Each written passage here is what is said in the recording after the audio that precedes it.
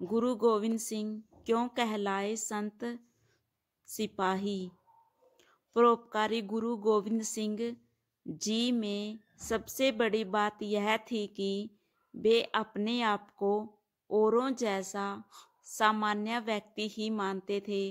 गुरु गोविंद सिंह जी के बारे में लिखना मुश्किल है क्योंकि साहिब एक कलाम बादशाह दरवेश गुरु गोविंद सिंह जैसा न कोई हुआ और न कोई होगा। पुत्र के रूप में आपके जीवन के बारे में लिखते समय यह समझ में नहीं आता है कि आपका जीवन किस पक्ष में लिखा जाए। अगर आपको एक पुत्र के रूप में देखा जाए तो आपके जैसा कोई पुत्र नहीं जिसने अपने पिता को हिंदू धर्म की रक्षा के लिए शहीद होने का आग्रह किया हो।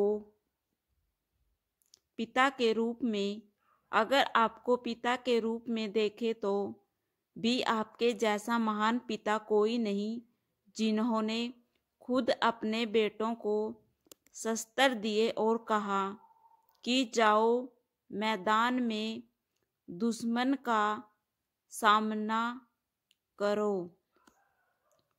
और शहीदी जाम को पियो।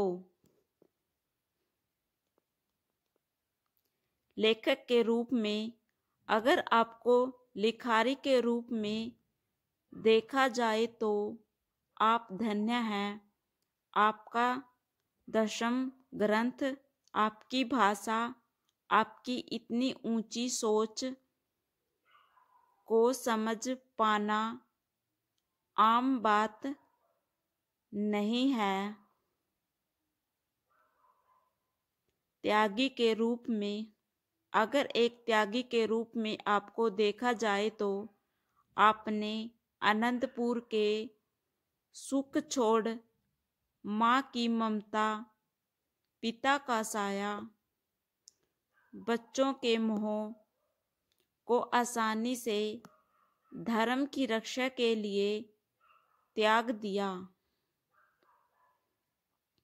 योद्धा के रूप में अगर आपको एक योद्धा के रूप में देखे तो हैरानी होती है कि आपने अपने हर तीर पर एक तोला सोना लगवाया हुआ था।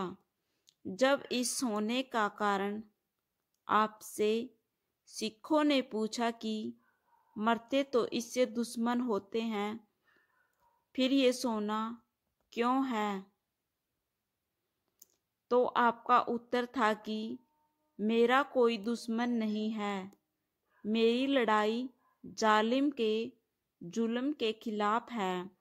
इन तीरों से जो कोई घायल होंगे वो इस सोने की मदद से अपना इलाज करवा कर अच्छा जीवन व्यतीत करें और अगर उनकी मौत हो गई तो उनका अंतिम संस्कार हो सके।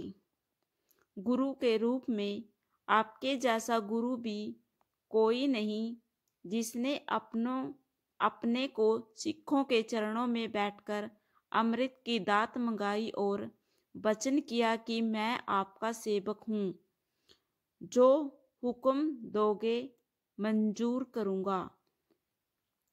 समय आने पर आपने सिखों के हुक्म की पालना भी की।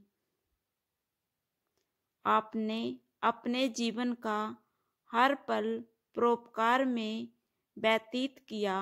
आपके जितने गुणों का बखान किया जाए वो कम ही है।